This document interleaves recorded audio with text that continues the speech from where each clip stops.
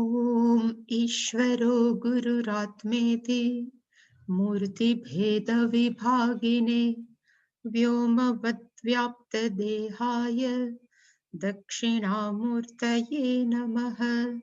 सदाशिवसमारम्भां शङ्कराचार्यमध्यमाम् अस्मदाचार्यपर्यन्तां वन्दे गुरुपरम्पराम्।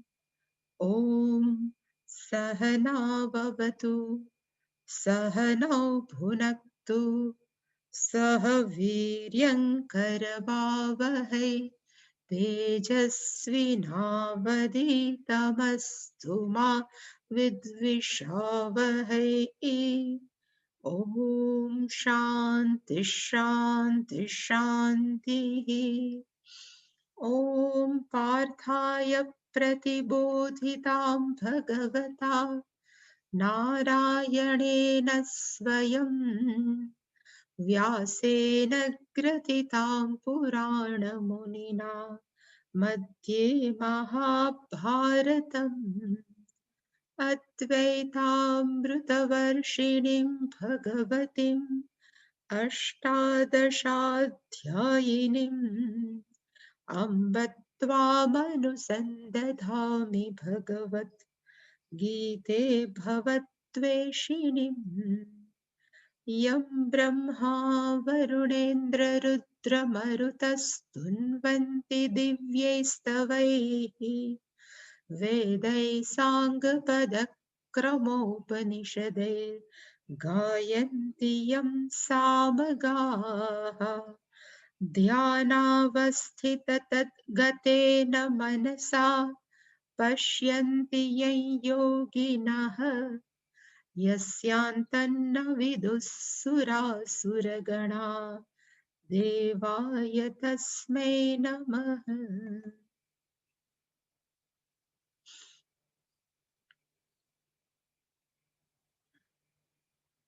सर्वस्वरूपे सर्वेशे सर्वशक्तिसमन्विते भयेभ्यस्त्राहि नो देवी दुर्गे देवी नमोऽस्तु ते।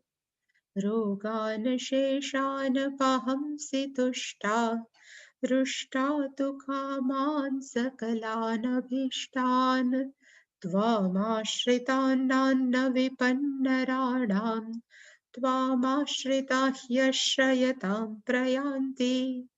सर्वबाधाप्रशमनं त्रैलोक्यस्याखिलेश्वरी एवमेव त्वया कार्यम् अस्मद्वैरिविनाशनम्। सर्वस्वरूपे सर्वेशे सर्वशक्तिसमन्विते भयेभ्यस्त्राहि नो देवी दुर्गे देवी नमोऽस्तु ते। रोगान् शेषान् पहंसि तुष्टा रुष्टा तु कामान् सकलानभीष्टान् त्वामाश्रितान्नान्न विपन्नराणां त्वामाश्रिताः ह्यश्रयतां प्रयान्ति। सर्वबाधाप्रशमनं त्रैलोक्यस्याखिलेश्वरी एवमेव त्वया कार्यम् अस्मद्वैरिविनाशनम्। सर्वस्वरूपे सर्वेशे सर्वशक्तिसमन्विते भयेभ्यस्त्राहि नो देवी दुर्गे देवी नमोऽस्तु ते। रोगान् शेषान् पहंसि तुष्टा रुष्टा तु कामान् सकलानभीष्टान् त्वामाश्रितान्नान्न विपन्नराणां त्वामाश्रिताः ह्यश्रयतां प्रयान्ति। सर्वबाधाप्रशमनं त्रैलोक्यस्याखिलेश्वरी एवमेव त्वया कार्यम् अस्मद्वैरिविनाशनम्।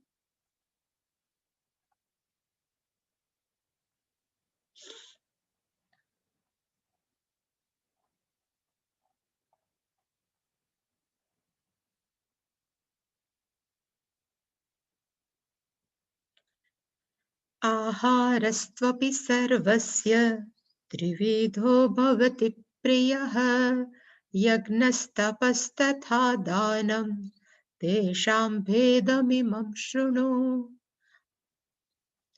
आयुस्सत्त्वबलारोग्य सुखप्रीतिविवर्धनाः रस्या स्निग्धा स्थिरा हृद्याः आहाराः सात्विकप्रियाः कट्वं ललवणात्युष्ण तीक्ष्णरुक्षविदाहिनः आहारा राजसस्येष्टाः दुःखशोकामयप्रदाः यातयामं गतरसं पूतिपर्युषितं च यत् उच्छिष्टमपि चामेद्यं भोजनं तामसप्रियम्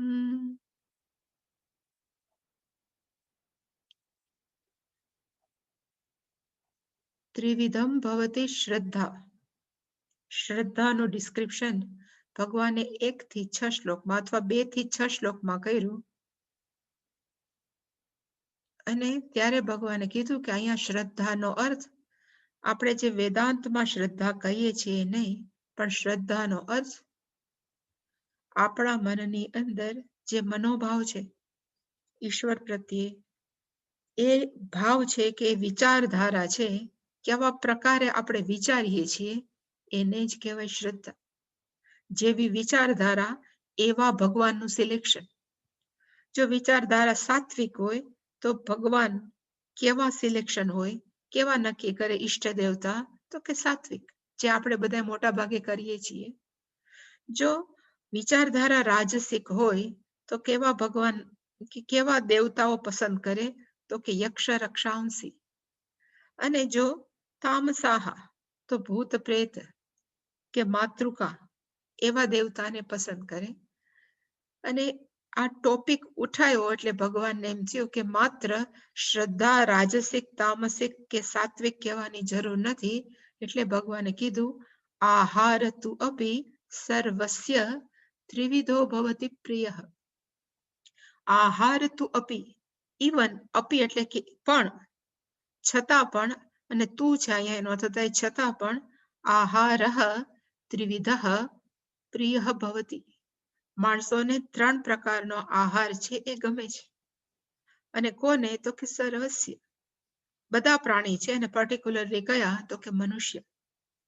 અને જેવી રીતે આહાર ત્રિવિધ, એવી જ રીતે યજ્ઞ અપી ત્રિવિધ, તપ અપી ત્રિવિધ, તથા દાનમ, અને એવી જ રીતે આપણે જે દાન આપીએ છીએ એ પણ સત્વ રજસ અને તમસ હોઈ શકે. તેષામ ભેદ, આ બધા વચ્ચે જે ડિફરન્સ છે સત્વ રજસ તમસનો, ઇમમ શૃણુ, હવે તું મારી પાસેથી સાંભળ. એવું 7મા શ્લોકની અંદર ભગવાને કીધું. અને 17મા અધ્યાયના 8, 9 અને 10 શ્લોકની અંદર ભગવાને આહાર છે એ સાત્વિક હોય, આહાર રાજસિક કેવો હોય, અને આહાર છે તામસ કેવો હોય એનું વર્ણન કર્યું. 8મો શ્લોક આપણે જોયો હતો અને એને કીધું કે આહારાહ સાત્વિક પ્રિયાહ, આવા પ્રકારનો આહાર છે એ સાત્વિક પ્રકારની જેની મનોવૃત્તિ છે એને પ્રિયાહ, એને આવા પ્રકારનો ખોરાક ગમે. અને કેવો ખોરાક? એટલે આપણે જોયું હતું અહીંયા છેલ્લે છે વિવર્ધનાહ. વિવર્ધનનો અર્થ થાય વધારવા વાળો. વર્ધતી ઇતિ વિવર્ધનાહ, જે વધારે છે. આયુહુ વિવર્ધનાહ, જે આપણું આયુષ્ય વધારે. સાત્વિક ખોરાક છે એ આપણું આયુષ્ય વધારે. સત્વ વિવર્ધનાહ, અહીંયા સત્વનો અર્થ થાય આપણો વિલ પાવર, આપણું મનનું આરોગ્ય. સત્વ એટલે કે મન, એટલે કે મનનો જે આપણે વિલ પાવર કહીએ, કે મનની વિચારધારા તંદુરસ્ત થાય, એને વધારવા વાળો છે સાત્વિક ખોરાક. બળનો અર્થ થાય આપણી શારીરિક શક્તિ. 2 પ્રકારની શક્તિ હોય, એક વિલ પાવર મનોબળ, અને બીજું છે શરીરનું બળ. સત્વનો અર્થ થાય અહીંયા મનનું મનોબળ, બળનો અર્થ થાય શારીરિક બળ. વિવર્ધનાહ વધારવા વાળું. આરોગ્ય વિવર્ધનાહ આરોગ્યનો અર્થ થાય ઓવરઓલ હેલ્થ. આપણે ઘણીવાર શારીરિક ક્ષમતા સારી હોય પણ માનસિક નબળા હોય, માનસિક રીતે સારા હોય તો શારીરિક નબળા હોય. પણ આરોગ્યનો અર્થ થાય બંને રીતે. જે આરોગ્ય હેલ્ધીનેસ વિવર્ધનાહ એ વધારવા વાળા છે. પ્લસ સુખ વિવર્ધનાહ સુખનો અર્થ થાય કે જ્યારે આપણે એને ખાય તો અંદર આપણને કમ્ફર્ટ આપે. આપણે તળેલું ખાય તો પેટમાં ઉછાળા મારે, કે કોઈ પણ બીજા ખોરાક ખાય તો પેટમાં જે તકલીફ થાય છે, પણ આ ખોરાક ખાય તો આપણને શું કરે તો કે સુખ. અહીંયા સુખનો અર્થ થાય અનુકૂળતા. આપણા પેટને સ્ટમક છે કે જઠર છે એને શું આપે તો કે કમ્ફર્ટ, અનુકૂળતા આપે. પ્રીતિ વિવર્ધનાહ પ્રીતિનો અર્થ થાય આપણે ખાય ત્યારે આપણા મનની અંદર હંમેશા એ જોઈને રુચિકર લાગે, આપણને એ ગમે, એને કહેવાય પ્રીતિ વિવર્ધનાહ. કયા તો કે આવા પ્રકારના આહાર. અને એ કયા કયા છે એટલે ભગવાને કીધું રસ્યાહ જેની અંદર વધારે રસ હોય એ બધા જ ખોરાકને કેવા કહેવાય તો કે રસ્યાહ. પછી એમાં લાસ્ટ ટાઈમ મેં કીધું હતું કે કોઈ પણ સ્વીટ, ખાસ કરીને બંગોળી સ્વીટ છે, બેંગોલી સ્વીટ એ રસ્યાહ. ઇવન ઘણા બધા ફ્રૂટ છે રસ્યાહ, આમ રસ છૂટે. એપલ છે ને, આપણે અત્યારે જે સફરજન ખાય છે એ તો કોણ જાણે કેટલા વખતનું ફ્રોઝન હશે, વી ડોન્ટ નો. પણ આપણે ખરેખર કાશ્મીર જાય અને ત્યાં જે સફરજન ખાય ને એમાં એક બાઈટ લઈએ ને તો એ રસ છૂટે. એવા કેટલા બધા ફ્રૂટ્સ છે કે જેની અંદરથી રસ છૂટે તો એને કહેવાય રસ્યાહ. રસવાળા ફ્રૂટ, રસવાળો આહાર. સ્નિગ્ધાહ ચિકાશવાળા સ્વીટ છે એ બધી સ્નિગ્ધાહ. ઇવન સારી રીતે પકાવેલું શાક છે, ઓઇલ વાળું કે તેલ વાળું, એને કહેવાય સ્નિગ્ધ, ચિકાશ વાળું, એને કહેવાય આહારાહ સાત્વિક. એવા પ્રકારનો સ્થિરાહ. સ્થિરાહનો અર્થ થાય જે લાંબો સમય સુધી આપણા શરીરને સ્થિરતા આપે. એટલે એનું ઇન્ટરપ્રિટેશન એવું કર્યું કે વિટામિન્સ વાળા બધા જ ફ્રૂટ્સ છે. ઇવન અત્યારે જે આપણે આમળા જે સારા મળતા હોય, સ્થિરાહ આપણને વિટામિન સી આપે. એટલે સ્થિરાહનો અર્થ થાય જે વિટામિન આપવા વાળા છે, જેનાથી આપણું શરીર છે કેવું થાય તો કે લાંબા સમય સુધી નિરોગી રહે. અને હૃદયાહ હૃદયાનો અર્થ થાય થાળીમાં જોઈને હૃદયને અંદરથી એક પ્રસન્ન થતા. હૃદયાહ હૃદયને ગમે તેવા આહારાહ સાત્વિક પ્રિયાહ. આવો આહાર છે એ કોને ગમે છે તો કે સાત્વિક વ્યક્તિઓને આવા પ્રકારનો આહાર ગમે છે. આપણે જોયું હતું. પછીનો છે કે રાજસ ખોરાક કોને કહેવાય. આની અંદર જે જીભને લોચા વળે એવા જે શબ્દો છે એની અંદર પહેલો શબ્દ છે કટુ, પછીનો શબ્દ છે અમ્લ, પછીનો શબ્દ છે લવણ, પછી અહીંયા છે એક અતિ.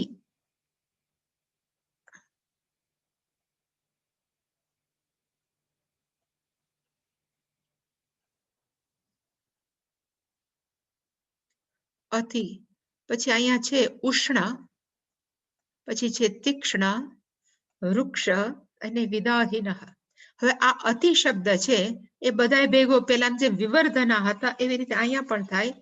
અતિ કટુ, અતિ અમ્લ, અતિ લવણ, અતિ તીક્ષ્ણ, અહીંયા ઉષ્ણ છે, અતિ ઉષ્ણ, અતિ વૃક્ષ, અતિ વિદાહીન.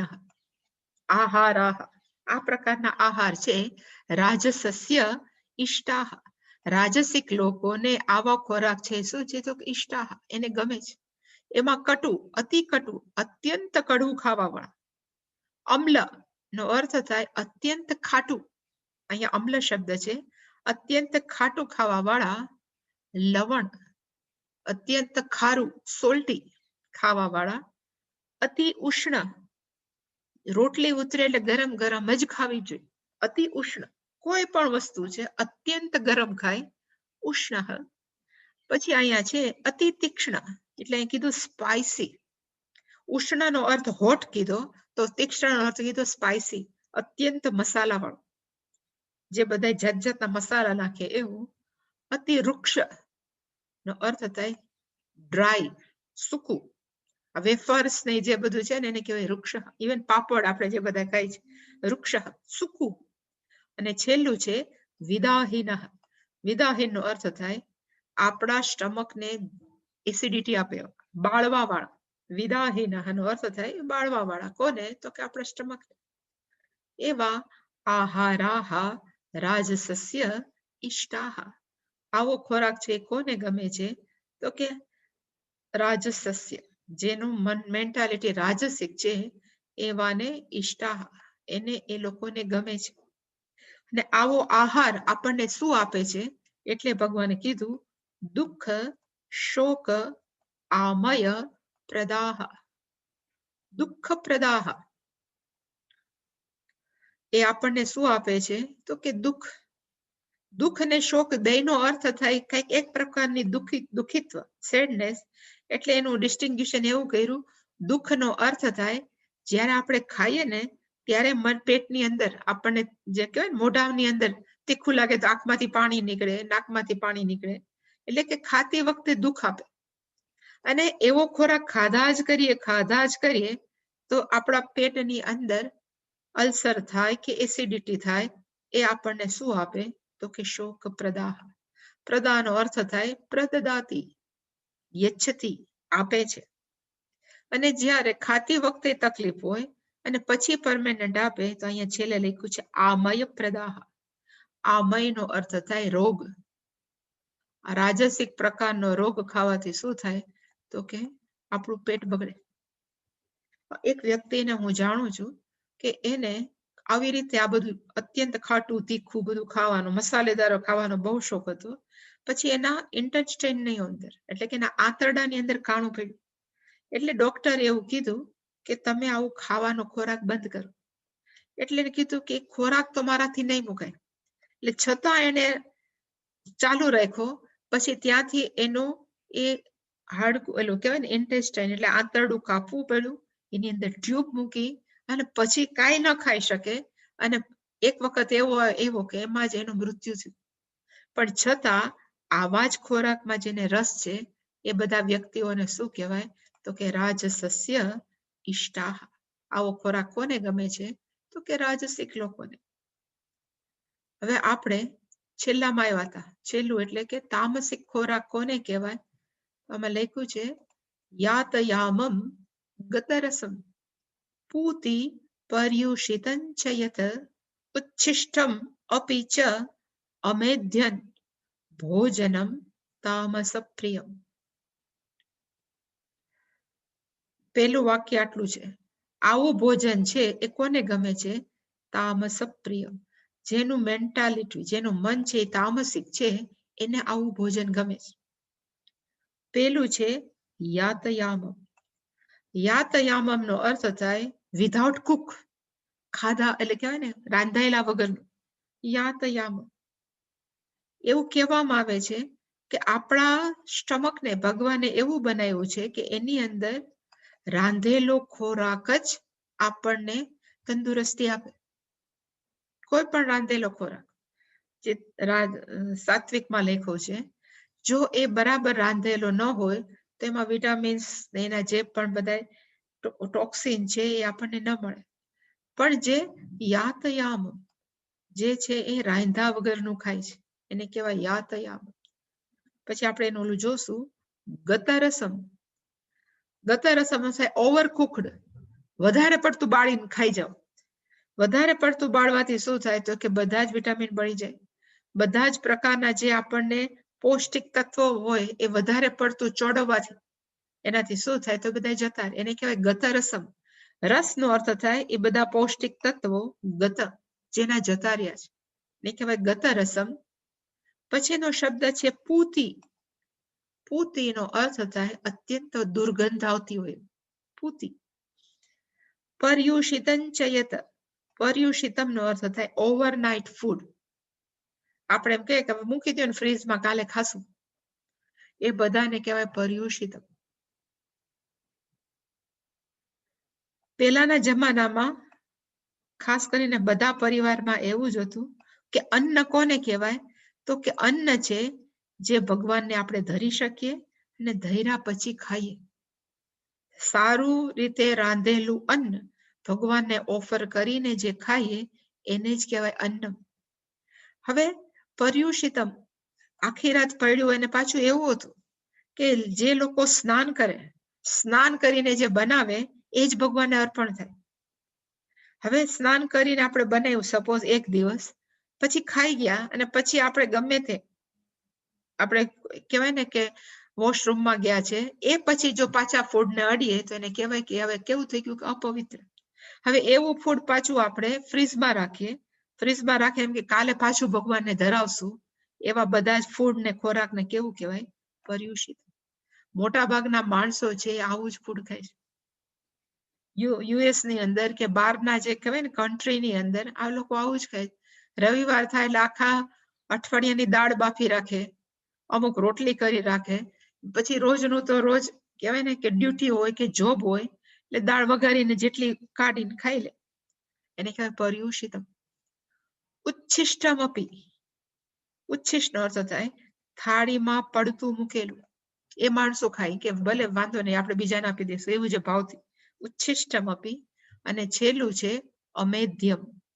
ચા મેધ્યમ નથી પણ અહીંયા એક અ છે.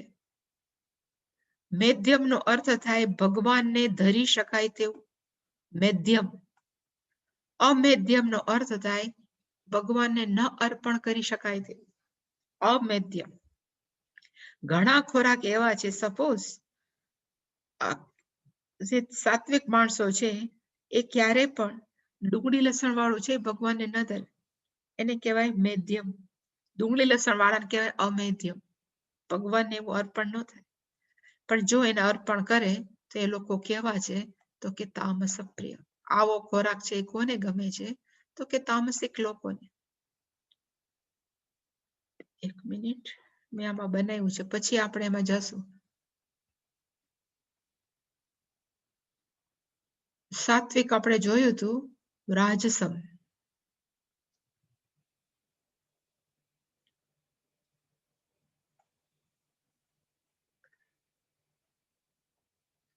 યાતયામમ.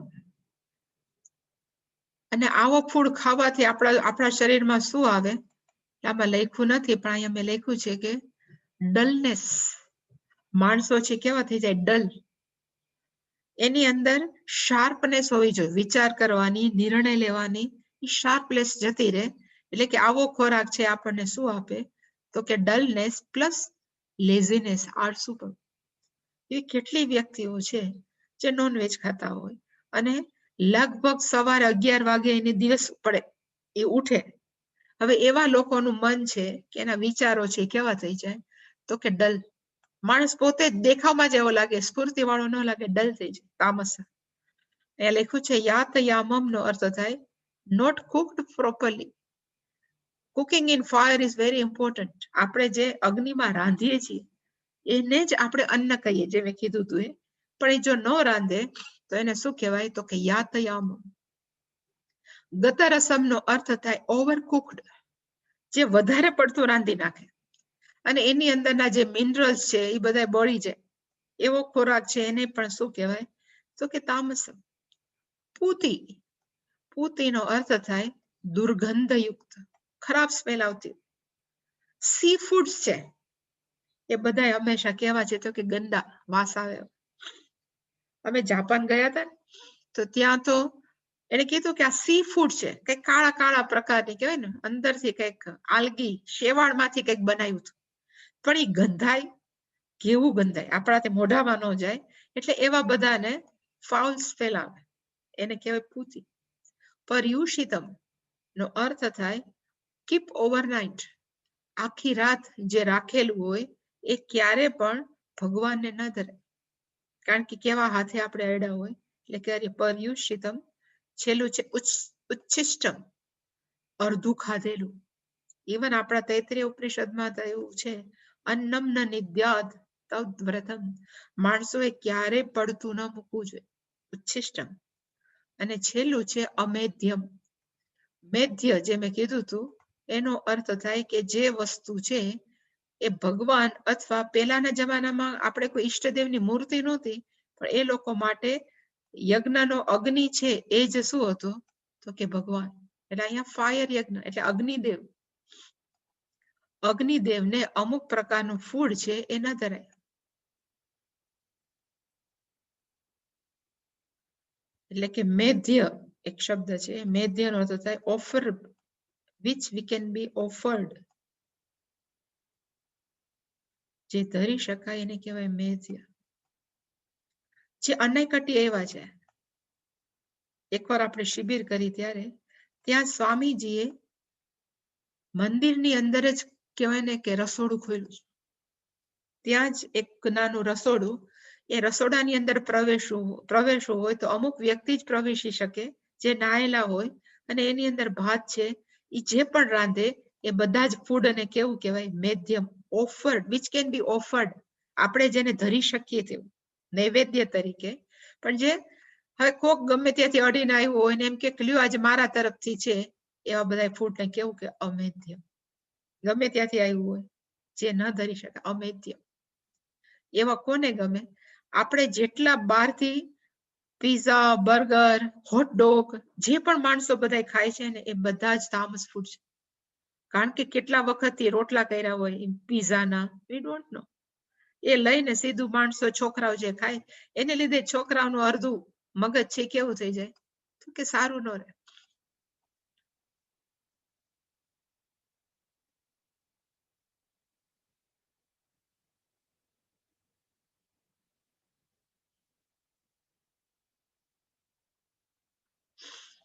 હવે શંકરાચાર્યજી, આ તો આપણે જોયું હતું 8મો શ્લોક. કટ્વ લમણ લવણા એ પણ આપણે જોયું હતું. યાતયામમ ગતરસમ તામસ પ્રિયમ, એ શંકરાચાર્યજી અહીંયા સમજાવે છે. યાતયામમ મંદ પક્વમ. યાતયામમ નો અર્થ થાય ઓછું પકાવેલું, હાફ કુકડ. શંકરાચાર્ય લેખું નિર્વીર્યસ્ય ગતરસેન ઉક્તત્વાદ. નિર્વીર્યસ્ય એનો અર્થ થાય એની અંદર કોઈ પણ પ્રકારની શક્તિ ન હોય. નિર્વીર્યસ્ય ગતરસેન, એની અંદર મેં ઘણી વ્યક્તિ જોઈ છે એમ કે દૂધી એમને એમ ખાય. રીંગણા આપો તો એ રીંગણા એમને એમ ચાવી જાય, જેમ બકરા ને ગાય જાવે ને એમ આ માણસો છે કાપી કાપીને બધું દૂધી એમને એમ ચાવે. હવે એની અંદર જે રસ હોય એ રસ આપણે રાંધીએ તો એમાંથી નીકળે. એટલે લખ્યું કે આ કેવા થઈ જાય તો કે ગતરસે, એની અંદર જે રસ છે બધો જતો રહે. એવું કહેવાને કારણે યાતયામમ નો અર્થ શું થાય તો કે મંદ પક્વ, ઓછું પકાવેલું. ખાસ કરીને કાચું ફૂડ, ધાન, કાચું ધાન ખાવું, કાચું વેજીટેબલ ખાવું. યાતયામ. લાસ્ટ ટાઈમ પણ મેં વાત કરી હતી કે અમરેલી બાજુ કે એક બાજુ એક એવા વૈદ્ય નીકળ્યા છે કે જેને વજન ઓછું કરવું હોય એને સવારથી કઈ નહીં ખાવાનું, પછી 1 વાગે એને બધું કાચું ખાવાનું. કાચાની અંદર પછી ડીશની અંદર પછી મૂળો પીરસાય, આખી કહેવાય ને કે કોઈ પણ સેલડ આપે, ઇવન શાકભાજી પણ સુધારીને કાચા જ. પછી એમાં દૂધી હોય, રીંગણા હોય, જે પણ શાકભાજી આપણે જે પકાવીએ છીએ એ બધા ખાવાના. એક રાતે સાંજે 7 વાગે પેટ ભરીને જમવાનું, આપણે જે પ્રકારે ખાતા. અને એના ખાવાથી એ કે છે કે વજન ઘટી જાય, માણસો તંદુરસ્ત રહે. પણ આપણું સ્ટમક ભગવાને એવું બનાવ્યું છે કે જઠર, કે એની અંદર પકાવેલું જ અન્ન જાય તો જ આપણે એને ડાયજેસ્ટ કરી શકીએ. એટલે કીધું કે યાતયામમ ન ખવાય, તામસ ફૂડ છે. ગતરસમ રસવયુક્તમ, એટલે મેં કીધું હતું કે ત્યાં ઓવર કુકડ, વધારે પડતું ચોડવી નાખે. એટલું ચોડવે કે અંદર સાવ કાળું થઈ જાય, બળી જાય. એને કહેવાય ગતરસમ. બધા વિટામિન્સ છે કે એની અંદર જે કાર્બોહાઈડ્રેટ છે એ બધું કેવું થઈ જાય તો કે બળી જાય. પૂતી, શંકરાચાર્ય કીધું દુર્ગંધમ, જે ખોરાકની અંદર વાસ આવતી હોય. સી ફૂડ છે, નોન વેજ છે, આ બધા જ ફૂડ છે કેવા છે દુર્ગંધ, ગંધાય. પર્યુષિતમ ચ પક્વમ સત રાત્રિ અંતરિતમ ચ. પક્વમ ખાધેલું એટલે કે રાંધેલું જ છે, ઇઝ એ કુકડ. પક્વમ નો તો થાય રાંધેલું છે, પણ રાત્રિ અંતરિતમ આખી રાત રાખેલું, ફ્રીજમાં મૂકી દીધેલું. અત્યારે શિયાળો છે, માણસો એમ કે બહાર રાખો બગડશે નહીં, કાલ કામ લાગશે. એને કહેવાય રાત્રિ અંતરિતમ, જે રાત ઓવરનાઇટ રહેલું છે એને પણ કહેવાય તામસ પ્રિયમ. યત ઉચ્છિષ્ટમ અપીચ. ઉચ્છિષ્ટમ નો અર્થ શું થાય? ભુક્ત શિષ્ટમ, ખાધેલું છે એમાંથી બાકી રાખેલું. પછી એમ કે આ રાખજો મારું છે, હું કાલે ખાઈ જઈશ, મારું નાખી ના દેતા, અધૂરું છે એવું જે ખાવું, એને કહેવાય ભુક્ત શિષ્ટમ. અને છેલ્લું છે અમેધ્યમ. અમેધ્યમ નો અર્થ શંકરાચાર્ય કીધું અયજ્ઞ અર્હ.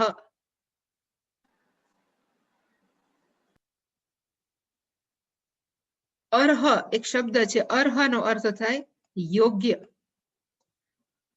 યજ્ઞાર્હ નો અર્થ થાય યજ્ઞ ને યોગ્ય, પણ અયજ્ઞ અર્હ નો અર્થ થાય જે યજ્ઞને ન ધરી શકાય એવું. એટલે અહીંયા ખરેખર છે યજ્ઞ.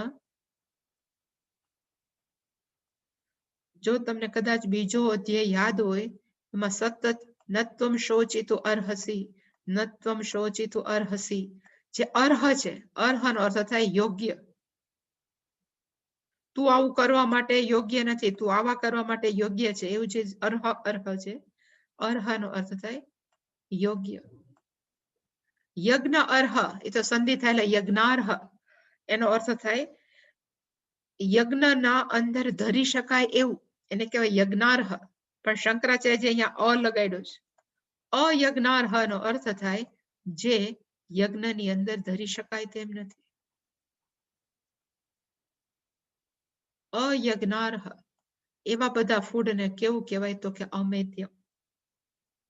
આપણા ઘરમાં મૂર્તિ હોય કે મંદિર હોય એમાં ન ધરી શકાય, એને કહેવાય અમેધ્યમ. સેમ રીતે યજ્ઞ છે, એનું બીજું નામ છે મેધ. જેમ અશ્વમેધ યજ્ઞ છે, જો તમને યાદ હોય તો, મેધ નો અર્થ થાય યજ્ઞ. મેધાર્હ કહીએ તો સેમ જે યજ્ઞ અર્હ નો અર્થ થાય એવો જ મેધ, અને એમાં આપણે ય ઉમેરી દઈએ તો એને થાય યોગ્ય. મેધ્ય નો અર્થ થાય અગ્નિને કે ભગવાનને અર્પણ કરવા યોગ્ય, પણ વળી પાછું અમેધ્ય છે અહીંયા. તો અમેધ્ય અને અયજ્ઞાર્હ બે ના મીનિંગ કેવા થાય? તો ઓલમોસ્ટ સેમ, ભગવાને ન ધરાય તેવું. ઈદૃશમ આ પ્રકારનું ભોજન છે એ તામસ પ્રિયમ. આ કોને ગમે છે? તો કે તામસિક લોકોને આવા પ્રકારનો ખોરાક ગમે છે. એટલે અહીંયા ભગવાને સત્વ ખોરાક, એટલે કે માણસોનું મન જો આવું હોય તો એ આવો ખોરાક ખાય, જો રાજસિક હોય તો આવો ખાય. અને મોટા ભાગના આપણે બધા કેમાં આવીએ છીએ? કા રાજસિકમાં આવીએ છીએ અને કા તામસિકમાં આવીએ છીએ. ઇવન બ્રેડ ખાઈએ છીએ ને એ તામસિક જ કહેવાય, કારણ કે બ્રેડ કઈ થોડી આજની છે, આપણને ખબર નથી ક્યારે બનાવે.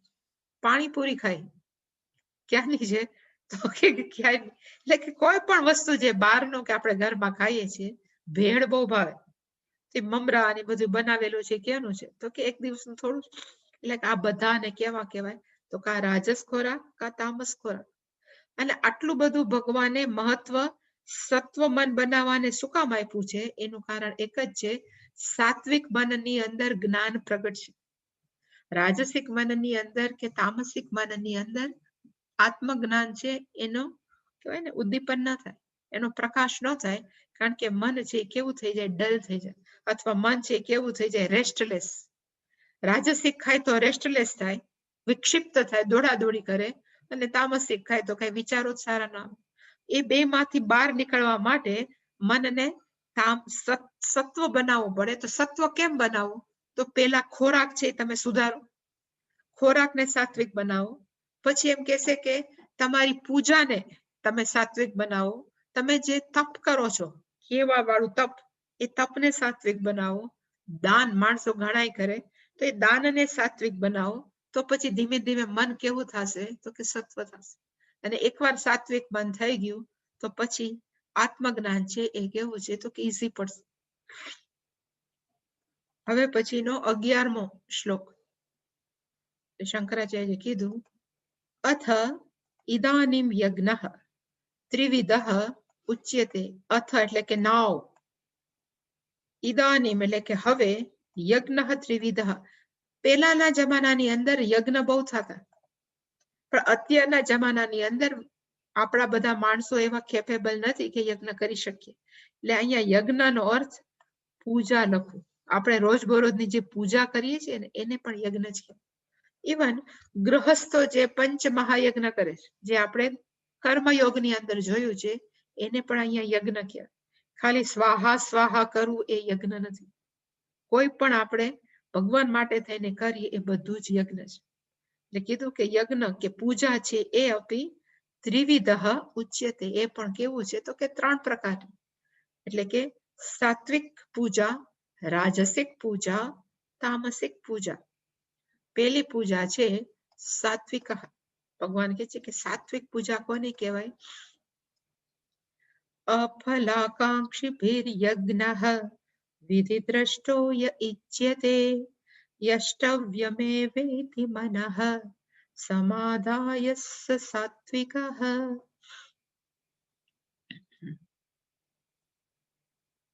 મેન વાક્ય છે યહ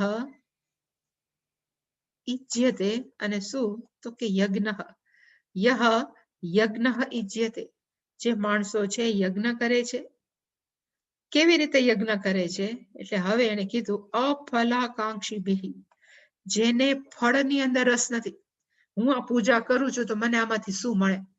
હું આટલું બધું ભગવાનનું નામ લઉં છું તો મને આમાંથી શું મળે? એવી જેને પરવા નથી એને કહેવાય અફલ આકાંક્ષિભિઃ. ફળ એટલે કે રિઝલ્ટ, અફલ એટલે કે જેને રિઝલ્ટની આકાંક્ષા એટલે કે જેને ઈચ્છા નથી, એવા વ્યક્તિઓ માટે યજ્ઞઃ ય ઇજ્યતે. અને યજ્ઞ કે પૂજા કેવી છે તો કે વિધિદ્રષ્ટ. વિધિદ્રષ્ટનો અર્થ થાય શાસ્ત્રમાં કહેવાયેલી. ઘણા છે હાલો મને મન થયું તો અગ્નિ પ્રગટાવી દીધો અને સ્વાહા સ્વાહા બોલી દીધું, એને યજ્ઞ ન કહેવાય. શંકરાચાર્યજી કહે છે કે શાસ્ત્રમાં નિયમ લેખા છે. અત્યારે કહેવાય ને કે માણસો છે ને ઘણા બધા ગાયત્રી યજ્ઞ કરે છે. ખરેખર જોવા જઈએ તો ગાયત્રી યજ્ઞની અંદર જે કરે છે એ ન શાસ્ત્રહિત, શાસ્ત્ર સાથે કનેક્ટેડ નથી, પણ કરે છે. માણસો બહુ કરે છે એટલે એમાં કઈ ખરાબ નથી, પણ એ ન વિધિ દ્રષ્ટા. શાસ્ત્રમાં ક્યાંય પાછી ચોખવટ કરી દો કે ગાયત્રી છે ને, અહીંયા માણસો છે ગાયત્રી દેવીની પૂજા કરે. સ્પષ્ટતા કે ગાયત્રી નામના કોઈ દેવી છે જ નહીં. ગાયત્રી માં નથી. ગાયત્રી એક છંદ છે. જેવી રીતે આપણે અનુષ્ટુપ છંદ કહે, શિખરીણી છંદ છે, મંદાક્રાંતા છે, અનુષ્ટુપ છંદ છે, ત્રિષ્ટુપ છંદ છે, એવો ગાયત્રી છે એ શું છે તો કે છંદ છે. ઓમ ભૂર્ભુવ સુઃ તત્સવિતુર્વરેણ્યમ ભર્ગો દેવસ્ય ધીમહિ ધિયો યો નઃ પ્રચોદયાત. જેની અંદર 24 અક્ષર હોય ને એને કહેવાય ગાયત્રી. અને ગાયત્રી માત્ર ઓમ ભૂર્ભુવ સુઃ નથી, બધા જ દેવતાઓની ગાયત્રી છે. 3 દેવીઓ, શંકર ભગવાન, બધાની, વિષ્ણુ છે, બધાની. ઇવન આપણે તો કુર્મની છે, નંદીની છે, બધાની જે પણ 24 અક્ષરની અંદર તન્નો વિષ્ણુ પ્રચોદયાત, તન્નો શંભુ પ્રચોદયાત, તન્નો લક્ષ્મી પ્રચોદયાત, વાણી પ્રચોદયાત, બધું એ બધાને શું કહેવાય તો કે ગાયત્રી. એનું નામ જ ગાયત્રી છે, એ છંદ છે. એનું નામ કહેવાય ગાયત્રી છંદ. અને એ પણ પાછું ચેન્ટિંગ પ્રોપરલી થવું જોઈએ. કોઈ પણ શાસ્ત્રના મંત્ર છે એને ગાઈ શકવાનો આપણને વી ડોન્ટ હેવ રાઈટ. માણસો છે એ કોઈ શું ગાય તો કે સ્તોત્ર ગવાય. જે પણ આપણે કહેવાય ને કે વિષ્ણુ સહસ્ત્ર નામ ગવાય, કોઈ પણ સ્તોત્ર છે, આપણે નર્મદાષ્ટકમ છે, ગંગા સ્તોત્ર છે, બધા સ્તોત્ર ગવાય, પણ મંત્ર આપણને ગાવાનો હક નથી. મંત્રનું શું થાય તો ઇંગ્લિશમાં એને આપણે કહીએ છીએ ચેન્ટિંગ, અને શાસ્ત્રમાં એને કહેવાય મંત્રોચ્ચાર. એનું ઉચ્ચારણ થવું જોઈએ, એને ગવાય નહીં. અને ઉચ્ચારણ પણ કેવું તો આપણે જે જોઈએ છે ઉદાત અનુદાત સ્વરિત છે, સ્વર નીચો જાય ઊંચો જાય, એ પ્રમાણે જ ગાયત્રીનું ચેન્ટિંગ થવું જોઈએ, મંત્રોચ્ચાર થવો જોઈએ, વેદોચ્ચાર થવો જોઈએ. અત્યારે જે ગાય છે ઇટ ઇઝ નોટ પ્રોપર. યોગ્ય નથી. પણ છતાં કળિયુગ છે, માણસો ઘણા બધા જોડાઈ ગયા છે, એ યજ્ઞ કરે છે, ગાયત્રી માની આખો ફોટો રાખી દીધો છે અને એની પૂજા કરે છે. Late them do. પણ ખરેખર જોવા જાય તો એ ન વિધિ દ્રષ્ટા, એ જે કરે છે એ શાસ્ત્રની અંદર ક્યાંય લખ્યું નથી. પણ આપણું શાસ્ત્ર એમ કે છે કે અહીંયા જે પણ છે એ ભગવાન છે. એટલે કદાચ ગાયત્રીને એવું બોલીને ભગવાન બનાવી, દેવી બનાવી દીધા, વાંધો નથી. પણ એકચ્યુઅલી ક્યાંય માત્ર દુર્ગા, લક્ષ્મી અને સરસ્વતી 3 જ દેવી હતા. એના સિવાય બીજા કોઈ દેવી નથી. પણ અત્યારના જમાનામાં તો સંતોષીમાં આવી ગયા, દશામાં આવી ગયા, ગાયત્રીમાં આવી ગયા. એ બધા ક્યાંથી આવ્યા એ ખબર નથી. અને માણસો પૂજા કરે છે તો એ પૂજા છે સાત્વિક ન કહેવાય. પણ બિચારા કરે જ ભોળા ભાવે. એટલે એને પાપ ન લાગે, પણ મારી દ્રષ્ટિએ જેને આ નવી શોધો કરીશ કે તમે આમ કરો તમારું થશે, એને કદાચ ખરાબ થાય, એનું ખોટું થાય. આ લોકો તો ભોળા ભાવે કરે છે. એટલે કે વિધિ દ્રષ્ટાનો અર્થ થાય શાસ્ત્રમાં જે કીધું છે એ પ્રકારે જ જે પૂજા કરે એને શું કહેવાય? તો કે સાત્વિક. અને માણસ કેવી રીતે કરે છે? તો કે યષ્ટવ્યમ. યષ્ટવ્યમ નો અર્થ કર્તવ્યમ જેવો થાય. કર્તવ્યનું ગુજરાતી આપણે શું કરીએ? To be done. આ મારે કરવું જ જોઈએ. એવા ભાવથી જે કરીએ કે આ મારું કર્તવ્ય છે. મા બાપની સેવા કરવી મારું કર્તવ્ય છે. અતિથિ આવે એનું ધ્યાન રાખવું કર્તવ્ય છે. એવી રીતે યજ્ઞ કરવો જ જોઈએ. એક સંસ્કૃતમાં ક્રિયાપદ છે યજ, નો અર્થ થાય પૂજા કરવી કે યજ્ઞ કરવો. એમાંથી બન્યું છે યષ્ટવ્યમ. એનો અર્થ યજ્ઞ કે પૂજા કરવી જ જોઈએ. એવા ભાવથી જે પૂજા કરે છે કે યજ્ઞ કરે છે, સાત્વિક. એ પૂજા કે યજ્ઞ કેવા છે? તો કે સાત્વિક.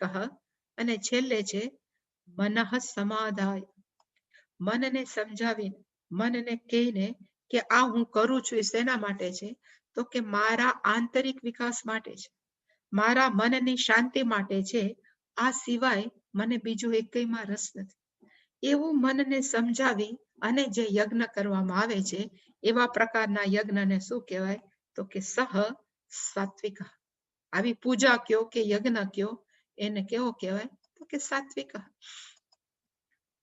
આનો જે આપણે જોઈએ, કારણ કે શંકરાચાર્યજી એની અંદર બહુ ડિટેલ નથી આપી, એટલે મેં આમાં તૈયાર કર્યું છે કે યજ્ઞ, સાત્વિક યજ્ઞ કે પૂજા કોને કહેવાય?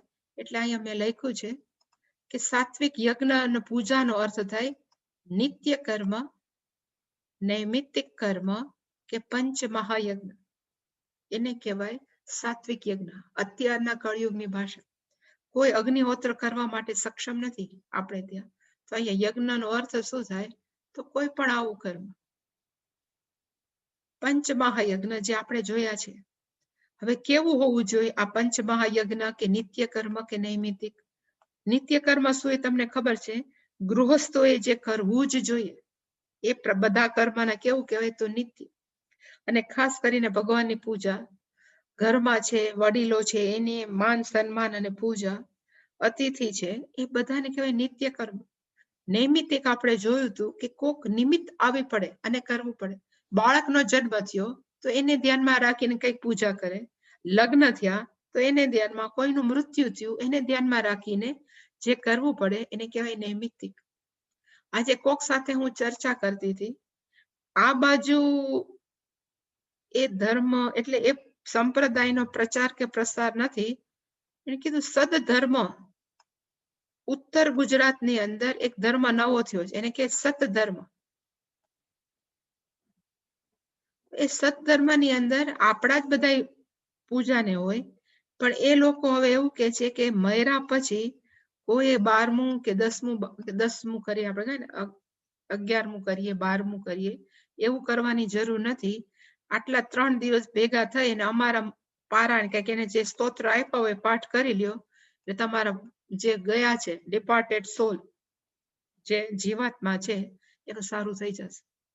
એટલે એને આવી બધી જે નૈમિત્તિક હોય, ઇવન લગ્ન થયા હોય ને પછી એમ કે ને કે આવીને બધાને પોતપોતાનો રિવાજ હોય, પુત્ર વધુ આવે એટલે આ કરવાનું.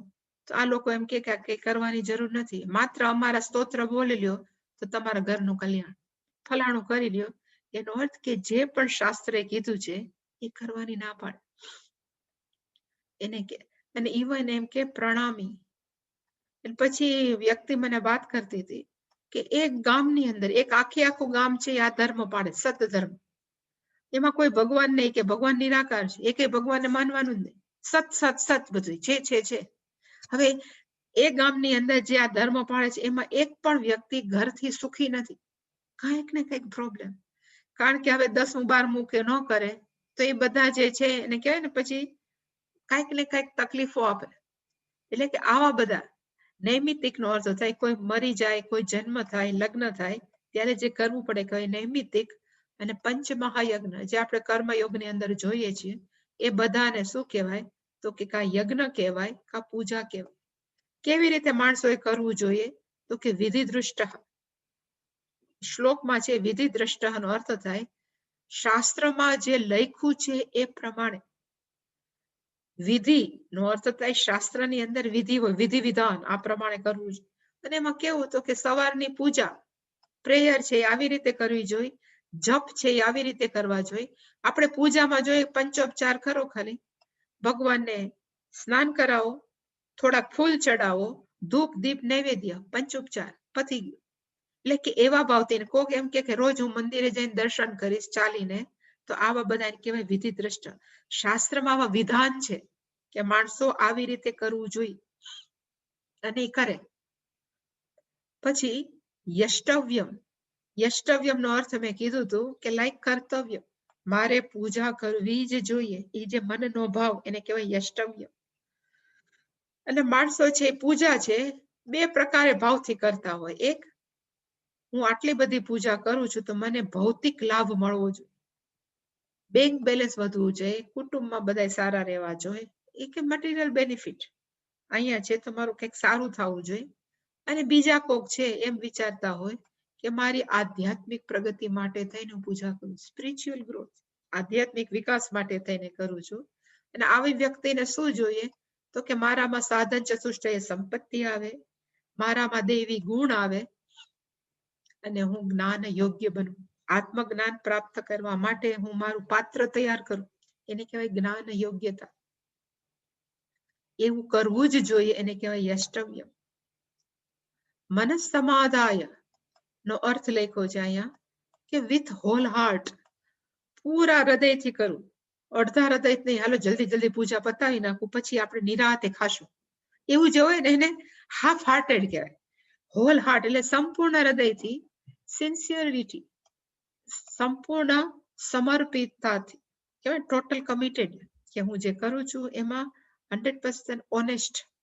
અને બીજું શું હોય તો કે મારે એક વિકાસ જોઈએ છે, મોદીનો વિકાસ નહીં, આધ્યાત્મિક વિકાસ, કે આપણો આંતરિક હૃદયનો વિકાસ. અને એ વિકાસ પાછો કેવો છે તો કે સૂક્ષ્મ છે.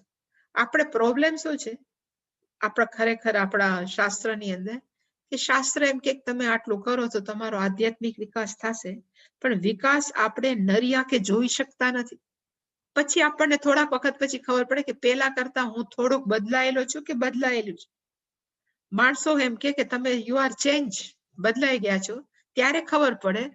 એમાં જેમ કહેવાય નરી નક્કર કઈ દેખાય નહીં, છતાં પણ માણસો કર્યા કરે, એને કહેવાય મન સમાધાન.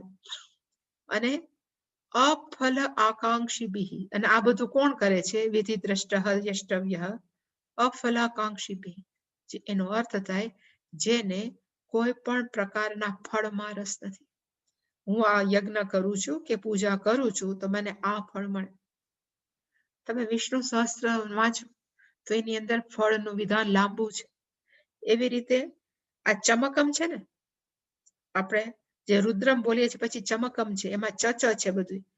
શંચમે મયશ્ચમે પ્રિયંચમે નું કામશ્ચમે. ઈ ચકારાનો અર્થ થાય મારે આટલું જોઈ છે, મને આ આપો, મને આ આપો, મને આ આપો, એવું જ લાંબુ લિસ્ટ છે. પણ જેને ચમકમમાં રસ નથી, જેને માત્ર રુદ્રમમાં રસ છે, રુદ્રમને કહેવાય નમકમ, અને જે બીજું છે જે ચ છે એને કહેવાય ચમકમ. કારણ કે રુદ્રમની અંદર ટોટલ 300 ટાઈમ નમઃ છે. નમઃ સોમાય છે, રુદ્રાય છે, નમસ્તામ્ર, બધી જગ્યાએ નમ છે. એ કેટલી વાર છે તો કે 300 ટાઈમ. એટલે એનું નામ છે નમકમ. ભગવાને બહુ પગે લાગી લીધું, પછી ભગવાન કે બેટા શું આપો, એટલે ચમકમ સ્ટાર્ટ કર્યું. અને એનું લિસ્ટ તો નમકમ કરતા વધારે છે કે મને આટલું આટલું જોઈશ.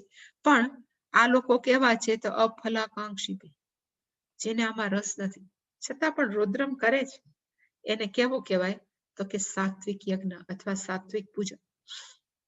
એ શંકરાચાર્યજી હવે એનું ભાષ્યમાં આપણે જોયું. આ શંકરાચાર્યજી કહે છે.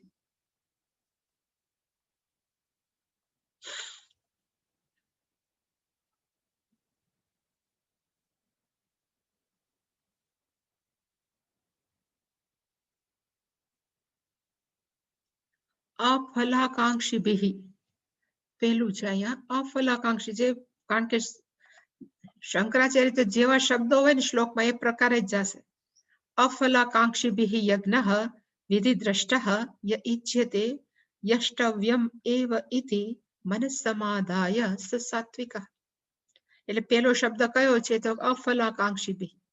એટલે શંકરાચાર્ય અફલાકાંક્ષી ભી નો અર્થ થાય અફલાર્થી ભી, જેને કોઈ પણ પ્રકારના ફળમાં રસ નથી. ઇવન કેટલાય ભક્તો એવા છે ભગવાનને પ્રેમ કરતા હોય એવા કે એને મારું મન શુદ્ધ થાય એમાં પણ રસ નથી. સપોઝ સંપૂર્ણ પ્રકારના ભગવાનને શરણે છે, જે ભગવાનના પ્રેમી છે, એને ઇવન ચિત્ત શુદ્ધિ ભગવાન જ કરી નાખે એની, પણ એવું ન કરે કે હું આ કેનું તો અહમિદમ કરામી અંતકરણ શુદ્ધ્યર્થમ, એવું પણ જેની માંગણી નથી, એને કહેવાય અફલાર્થી ભી.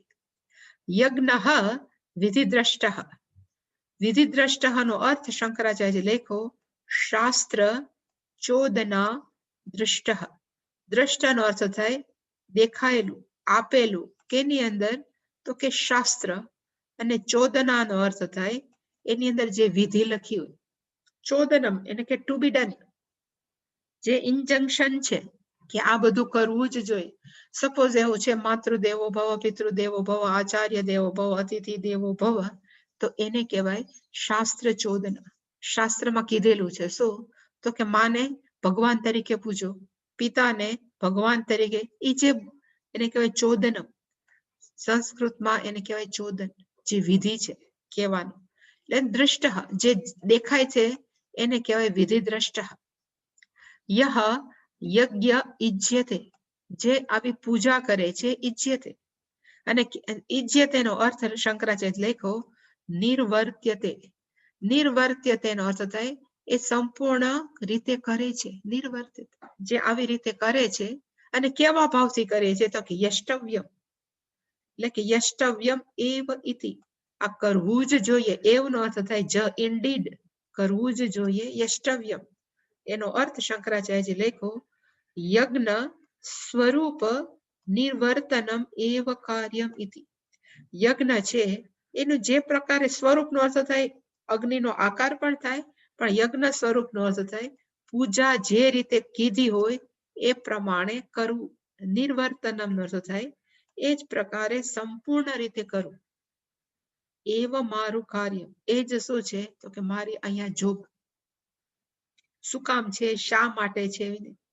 મેં લાસ્ટ ટાઈમે કીધું હતું કે એક ભાઈને રુદ્રમ કરવા બેસાડ્યા હતા, અને એ જે પૂજારી કરાવતો હતો એને આખી ચોપડી લઈને બેઠો. જેવી રીતે આપણે મંત્ર પુષ્પમ લઈને બેસીએ છીએ, જાડી ચોપડી, એવી રીતે ચોપડી લઈને બેઠો. એટલે પેલા ભાઈએ કીધું કે તમે આખી ચોપડી પૂરી કરશો, મારે ત્યાં સુધી પલોઠી મારીને આમ બેઠું રહેવાનું. એનો અર્થ કે પૂજામાં રસ નથી, કે આ પૂરું ક્યારે થાય આવડી મોટી ચોપડી. એનો અર્થ કે નિર્વર્તનમ એવો કાર્ય નથી, એના મનમાં એમ છે કે બને એટલું ઝડપથી પતાવે, તો એ રાજસિક છે. મનસ સમાધાય નો અર્થ શંકરાચાર્ય લેખો મનસ સમાધાય નો અર્થ થાય ન અનેન પુરુષાર્થ મમ કર્તવ્ય ઇતિ એવમ નિશ્ચિત્ય. આ પુરુષાર્થ જે પણ હું અત્યારે કાર્ય કરું છું, જે પૂજા કરું છું, એ છે, એ પુરુષાર્થ છે એ ખરેખર શું છે? મમ કર્તવ્ય, એ મારે કરવું જ જોઈએ. મમ કર્તવ્ય અનેન પુરુષાર્થ. કોક એમ નક્કી કરે કે હું 108 વિષ્ણુ સહસ્ત્ર કરીશ, કોક એમ કે હું રોજ રુદ્ર પ્રશ્ન કરીશ, કે કોઈ પણ. ઇટ ઇઝ મમ કર્તવ્ય. આ શું છે તો કે મારું કર્તવ્ય છે. ઇતિ એવમ નિશ્ચિત્ય, એવું જે મનમાં નક્કી કરીને જે કરે છે એ પૂજાને શું કહેવાય? સહ સાત્વિક યજ્ઞ ઉચ્યતે. એવા યજ્ઞને કેવું કહેવાય? તો કે સાત્વિક, જેના મનની અંદર બીજું કાંઈ નથી, માત્ર કરે છે. આંડાલ, મેં ઘણી વાર વાત કરી છે કે આંડાલ આપણે જેમ મીરા રાજસ્થાનના છે એવી રીતે સાઉથની અંદર એક દીકરી થઈ હતી, એનું નામ આંડાલ. અને આંડાલ છે એક પૂજારીની છોકરી હતી. હવે એ અને પૂજારીની છોકરી હતી, અને પૂજારીના ઘરે કેવું હોય તો કે રાત્રે જ ભગવાનને જે ચડાવવાના હોય ને હાર ને એ બધી પૂજારીના ઘરે પહોંચાડી દે. પછી પૂજારી સવારે 4 કે 5 વાગે જયારે મંદિર ખોલે ત્યારે એ હાર ભગવાનને ચડાવવા લઈ જાય. તો જે આંડાલ હતી એને ભગવાન ઉપર બહુ પ્રેમ હતો, એટલે આંડાલે એવું નક્કી કર્યું કે ભગવાનને જો હાર ચડતો હોય તો પેલા મારે પહેરીને જોવો જોઈએ કે ભગવાનને કેવો લાગશે. જો મને સારો લાગશે ને તો ભગવાનને સારું લાગશે. એ તો 8-9 વર્ષની દીકરી હતી માત્ર. એટલે હંમેશા રોજ રાતે શું કરે તો કે જેવા એના પપ્પા સુઈ જાય એટલે આ દીકરી છે હાર બધું લઈ આવે અને બરાબર તૈયાર થઈ અને અંદર જોઈ અરીસામાં. પછી ભગવાન એમ કે જો હું આવી લાગુ છું તો તમે આવા લાગશો, તમે સરસ લાગશો. હવે એક દિવસ પૂજારીએ રાત્રે આ જોઈ લીધું કે આની દીકરી કોઈને આઘાત લાગ્યો, કારણ કે એ તો વિધિ વિધાનમાં બહુ માને, સાઉથ છે અને પ્લસ આ વિધિ વિધાન. એટલે રાતે ને રાતે બીજાને ફૂલવાળાને કીધું કે મારે આ ફૂલ કે હાર ભગવાનને ન ચડાવાય, તું મને બીજા ફૂલને હાર આપી જા, કારણ કે મારી દીકરી આવું કર્યું. એટલે પછી ઓલો બિચારો બીજો હાર ને આપી ગયો, પણ જેવો હાર ચડાવે તો એ ચડે જ નહીં, ભગવાને સ્વીકારે જ નહીં. એવું કેટલા વખત ભગવાને ન સ્વીકાર્યો. એટલે પછી એમ થયું કે ટ્રાય કરી જો આંડાલે પહેર્યો છે ભગવાન સ્વીકારે છે કે નહીં. ઇમિડિયેટલી ભગવાનને પાછો ચડી ગયો. ત્યારે એને ખબર પડી કે આંડાલ છે એ કોઈ સામાન્ય સ્ત્રી નથી, પણ આંડાલ છે એ કેવી હતી તો કે અફલાર્થી બી. એને હું આ કરું છું મને આ ફળ મળે એવું નથી. ઇવન એને તો મન સમાધાય, એને એવું પણ નથી કે ભાઈ આ હું આ કરું છું. માત્ર એને કેવું હતું તો કે ભગવાન ઉપર પ્રેમ. પણ આંડાલ અને મીરાની અંદર બેઝિક ડિફરન્સ કેવો હતો?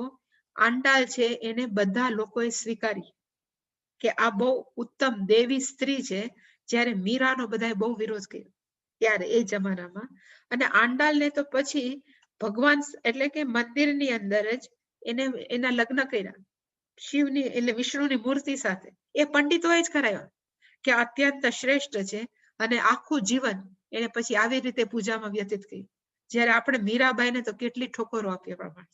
એટલું આ બેઝિક ડિફરન્સ. પણ એ બંને જણાએ ભગવાનને કેવી રીતે પ્રેમ કર્યો તો કે અફલાર્થિક. ઇવન મન સમાધાય, મારું ચિત્ત શુદ્ધિ થાય એવું કાંઈ નહીં, હું માત્ર શું કરું છું તો કે ઈશ્વરને પ્રેમ. અને એ કોઈ પણ એક્ટિવિટી છે પછી એ કેવી થઈ જાય તો કે સાત્વિક યજ્ઞ ઉચ્યતે. આનાથી આખી એક્ટિવિટી કોઈ પણ પ્રવૃત્તિ છે કેવી. ઇવન એ ફૂલ તોડતા હોય તો કેના માટે તોડો છો તો કે ભગવાન માટે. વળી હાર ગૂંથતા હો તો કેના માટે તો ઈશ્વર માટે. આવી કોઈ પણ છે એને શું કહેવાય કે સાત્વિક. હવે રાજસમ કોને કહેવાય કે ટોટલ ઊંધું, ઓલું અનઅભિસંધાય હતું, આ બધા કેવા છે અભિસંધાય. અભિસંધાય તુ ફલમ દંભાર્થમ અપી ચૈવ યત ઇજ્યતે ભરત શ્રેષ્ઠ તં યજ્ઞમ વિદ્ધિ રાજસમ. તમ યજ્ઞમ રાજસમ વિદ્ધિ. આવા યજ્ઞને શું કહેવાય તો કે રાજસમ. અને કેવો છે તો કે ફળને ધ્યાનમાં રાખીને દંભાર્થમ, કોકને બતાવી દેવા માટે, જો હું પણ આવું કરી શકું છું, એવા ભાવથી જે યજ્ઞ કરે કે પૂજા કરે એને કેવો કહેવાય તો કે રાજસમ. એની ડિટેલ આવતીકાલે આપું છું. એની ક્વેશ્ચન, કોઈ પણ પ્રશ્ન? હા માતાજી, આપણો મન શુદ્ધ સાત્વિક તત્વમાંથી બનેલું છે એવું શાસ્ત્રમાં બતાવેલું છે. તો પછી આપણને આ બધું કરવાની કેમ જરૂર પડે? એ પ્રશ્ન મને આઈ થિંક આમાં શેર તો કર્યો હતો કે કોકે એમ પૂછ્યું હતું કે આપણું મન છે એ કલેક્ટિવલી સાત્વિક અંશમાંથી બન્યું છે. જ્ઞાનેન્દ્રિયો છે એ સાત્વિક અંશમાંથી, મને પૃથ્વી કહેવાય ને, આકાશ, વાયુ, અગ્નિ, જળ અને પૃથ્વી સાત્વિક અંશમાંથી જ્ઞાનેન્દ્રિય બની. અને કલેક્ટિવલી એટલે કે 5 ભેગા થઈ સાત્વિક અંશ અને એમાંથી મન બન્યું. એટલે મન તો ઓલરેડી સાત્વિક છે જ, તો પછી એને શુદ્ધિકરણની જરૂર છે ખરી? કારણ કે ઇઝ ઓલરેડી સાત્વિક. પણ એનો જવાબ એવો છે કે મન તો શુદ્ધ જ છે, અંદરની વિચારધારા દૂષિત છે. એટલે જ્યારે પણ આપણે એમ કહીએ કે મનની શુદ્ધિ, મારે મન શુદ્ધ કરવું છે, એનો અર્થ વિચારધારા શુદ્ધ કરવી છે. કારણ કે મન પછી એકવાર વિચારધારા શુદ્ધ થાય એટલે કે જે અંદરનું પ્રકાશ છે ઓલરેડી આવશે. જે રીતે સૂર્યનો પ્રકાશ તો છે જ, પણ વાદળા આવી ગયા છે, એ વાદળાને લીધે સૂર્ય દેખાતો નથી. જેવા વાદળા હટી જાય સૂર્યપ્રકાશ છે જ. એવી રીતે ચિત્ત તો શુદ્ધ જ છે. જેવા આવા દૂષિત વિચારો રૂપી વાદળાઓ દૂર થઈ જશે. એટલે અહીંયા જે ભગવાને શ્રદ્ધા કીધી છે, એ શ્રદ્ધાની અર્થ એ જ થાય છે કે શ્રદ્ધાનો અર્થ આપણી વિચારધારા. એ શ્રદ્ધાનો અર્થ એટલે જેટલે આપણા વિચારધારા, વિચારો શુદ્ધ, એટલું મન શુદ્ધ. કારણ કે મનને શુદ્ધ કરવાની જરૂર નથી, વિચારોની શુદ્ધિકરણની જરૂર છે. એટલે જ્યારે પણ શુદ્ધિકરણ આવે તો મનની શુદ્ધિકરણની જરૂર નથી, પણ વિચારોનું શુદ્ધિકરણ. હરિઓમ. Any question? જવાબ આપ્યો ને? હા, સોરી, એમને બીજા પૂછી લેવા, કંચનબેનને પૂછી લેવા, કીર્તિબેનને પૂછી લેવા દો. ના, મેં તમારા હરિઓમ માતાજી. આપણે ઓમ ગુરુભ્યો નમઃ બોલીએ, ઓમ અગ્નિ દેવતાએ નમઃ બોલીએ, તો ઓમ ગાયત્રી દેવીએ નમઃ, ઈ જરૂરી નહીં બોલવાનું. જો ગાયત્રી દેવી ને ઈ ગાયત્રી દેવી છે જ નહીં ને, આમ તો ઈ છંદ જ છે ને? હા, છંદ જ છે, દેવી છે જ નહીં. પણ હવે માણસો બોલે છે તો બોલે છે. હા, એટલે માણસો એક ભાવના છે, તો આપણે એને તોડવાનો આપણને હક નથી. કારણ કે એટલું બધું સ્પ્રેડ થઈ ગયું છે, તો લેટ ધેમ ડુ. બધે ભલે કરતા, પણ ખરેખર એ દેવી છે નહીં. પણ જયારે આપણે કહીએ કે ઈશાવાસ્ય ઇદમ સર્વમ, તો છંદને પણ આપણે દેવી બનાવી શકીએ. એ ભાવથી આપણે કદાચ દેવીએ કહીએ તેમાં ચાલે, એમાં કઈ વાંધો નથી. હા ભાઈ, બોલો પ્રેરકભાઈ. હા, એટલે તમે જે કહ્યું ને, મનને શુદ્ધ કરવાની જરૂર છે, વિચારો શુદ્ધ કરવાની જરૂર છે. એટલે કેની છે, મને બહુ સમજણ ના પડી, પણ કેની છે કે મન ઇઝ લાઈક મિરર. ઇમેજીસ આવે છે અને જાય છે, વિચારો આવે છે અને જાય છે. મન જેવું છે તેવું it remains as it is. મન તો પહેલેથી સાત્વિક જ છે, પણ મનની અંદર જે આપણને વિચારો કરવાની ટેવ પડી ગઈ છે. પછી આપણા મનની અંદર કેવા વિચારો આવે, કોઈ પણ પ્રકારના, કે બીજાનું ખરાબ થાય, મારે આ ખાવું છે. એ ખાવાની અંદર પણ વિચારધારા કેવી હોય? તો જો આવી વિચારધારા હોય તો મન તામસ કહેવાય. ખાવામાં પછી મારે આવું ખાવું છે, તો વિચારધારા સાત્વિક. એટલે કે વિચારધારા જ બદલવાની જરૂર છે. મનને તો કઈ શુદ્ધ કરવાની જરૂર ઇઝ ઓલરેડી પ્યોર ઓનલી. ચિત્તસ્ય શુદ્ધિસ્ય બોલીએ છીએ, પણ ખરેખર મારે મનના વિચારધારા. એટલા માટે જ મેડિટેશન છે. મેડિટેશન છે to change our thought process. આપણે જે ખોટું વિચારધારામાં પકડાઈ ગયા છે, to change our thought process. એટલે જેમ જેમ આપણે મનની અંદર એ વિચાર મૂકતા જાય કે ખરેખર કૃષ્ણ શું છે, કોઈ પણ સારામાં વિચારો મૂકીએ એટલી આપણે વિચારધારા શુદ્ધ થશે. જેટલા જપ કરીએ વિચારધારા શુદ્ધ થશે. મનને શુદ્ધ કરવાની જરૂર જ નથી. ઇઝ ઓલરેડી સાત્વિક ઓનલી. સાત્વિક જ છે. હરિઓમ. હરિઓમ. હરિઓમ. કેમ છે Swasti? How are you? I'm fine. How are you, Kalyaniji? Nigamaji. Yeah, I am fine. The Kalyanji is also fine. Both are fine. તું મજામાં છો ને? હા, I'm fine. Yeah, good. બીજા કોઈ પ્રશ્ન? ચલો પૂર્ણ બધા. ઓમ પૂર્ણમદઃ પૂર્ણમિદં પૂર્ણાત પૂર્ણમુદચ્યતે પૂર્ણસ્ય પૂર્ણમાદાય પૂર્ણમેવાવશિષ્યતે. ઓમ શાંતિ શાંતિ શાંતિ. હરિ ઓમ શ્રી ગુરુભ્યો નમઃ. હરિ ઓમ.